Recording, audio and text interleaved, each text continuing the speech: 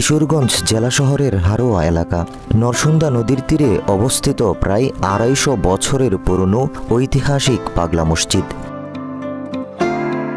জনশ্রুতি আছে মহাবীর ঈশা খানের অধস্তন পুরুষ দেওয়ান জিলকদর খান ওরফে জিলকদর পাগলা দুনিয়াদারি ছেড়ে আধ্যাত্মিক সাধনায় একাকী জীবনযাপন করতেন। ফলে তিনি মানুষের কাছে পাগলা সাহেব বলে পরিচিত ছিলেন।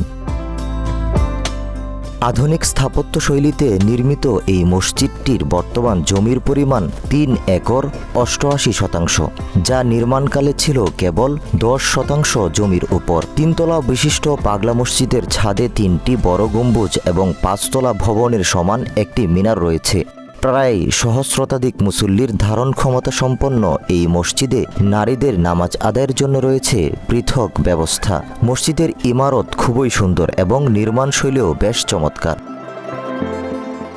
আধুনিক স্থাপত্য শৈলীতে নির্মিত পাগলা মসজিদটি নানা ধরনের ঐতিহাসিক ও দর্শনীয় স্থাপনা হিসেবে খ্যাত। সকল ধর্মের মানুষের কাছে এক সার্বজনীন পবিত্র ধর্মীয় কেন্দ্র।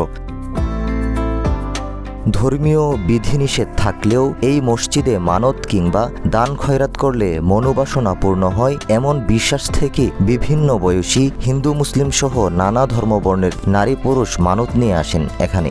মসজিদ অনেক বিশ্বাস করি আমরা, এমনকি আমরা আল্লাহর পরে ওনারা দাম দেই মসজিদগুলিরে, ঠিক আছে।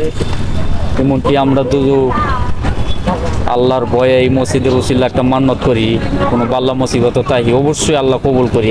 অনেকে আসে দান খয়রাত করলে অনেকেরই মনে আশা পূর্ণ হয়।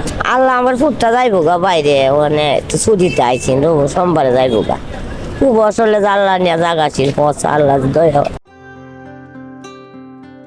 সর্বশেষ ৯টা দানবাক্সের টাকা গণনা শেষে এবার পাওয়া গেছে ৭,২২,১৩,০৪৬ টাকা। এছাড়া পাওয়া গেছে বিপুল পরিমাণ স্বর্ণালংকার ও বৈদেশিক মুদ্রা।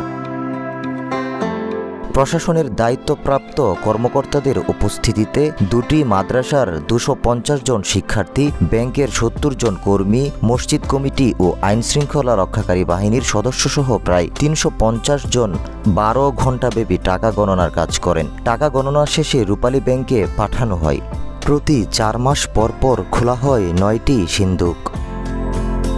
কমিটি থেকে জানানো হয় মসজিদের আয়ের একটা অংশ আশপাশের অন্যান্য মসজিদ, মাদ্রাসা, এতিমখানা সহ বিভিন্ন উন্নয়ন ও সেবামূলক খাতে ব্যয় করা হয়।